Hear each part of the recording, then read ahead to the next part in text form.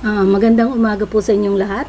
Ngayong umaga ay magbabahagi ulit tayo ng orasyon para makatulong sa iba nating mga kasamahan na nangungulila sa kanilang mahal or iniwan ng kanilang mahal. Gusto mo bang bumalik sa iyo ang iyong mahal na naglulumuhod at nagmamakaawa at hindi na siya maghahanap ng iba at mamahalin ka habang buhay?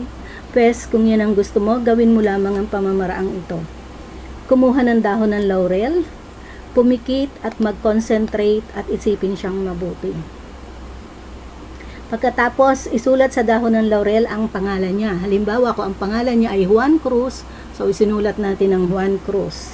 Sa likod ng dahon ng laurel ay isulat ito. Babalik ka at mamahalin mo ako uli. Yan. Babalik ka at mamahalin mo ako uli. Hawakan ng dahon ng laurel, pakaisipin siya ng mga 3 minuto at sambitin mo ng 7 beses kung ano yung pangalan niya at saka kahilingan. So, Juan Cruz, babalik ka at mamahalin mo ako ulit. Juan Cruz, babalik ka at mamahalin mo ako ulit. Juan Cruz, babalik ka at mamahalin mo ako ulit.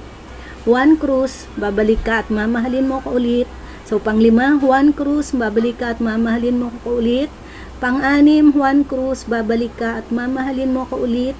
Juan Cruz, babalik ka at mamahalin mo ako ulit. Sabihin ng buong taimtim, buong konsentrasyon, ibigay ang iyong puso, ang iyong pagmamahal sa pagsasambit nito.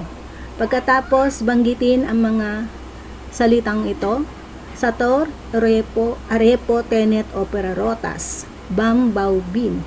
Tapos, Ama ko, ipahintulot mo po ang katuparan ng aking kahilingan sa pangalan ng aming Panginoong Jesus. Amen.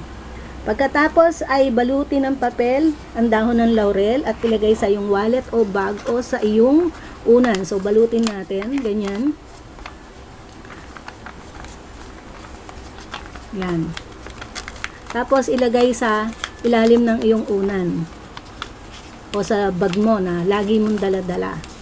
Yan. So, hanggang dyan po natatapos ang ating ritual sa ngayon. Sana makatulong sa inyo ang orasyon na ito na pabalikin ang inyong minamahal. At mahalin kayong muli at hindi nahahanapan ng iba. Maraming salamat!